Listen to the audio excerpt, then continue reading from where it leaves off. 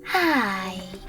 In front of me is OnePlus Nord CE 3 Lite, and today I would like to show you how you can change default apps on this device.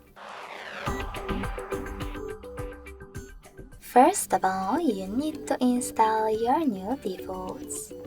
I already did that, so I can go into Devices Settings right away. In Settings, scroll down just a bit to access apps.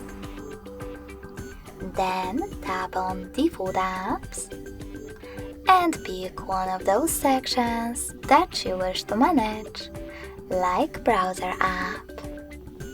Lastly, just click on your downloaded one that you wish to apply.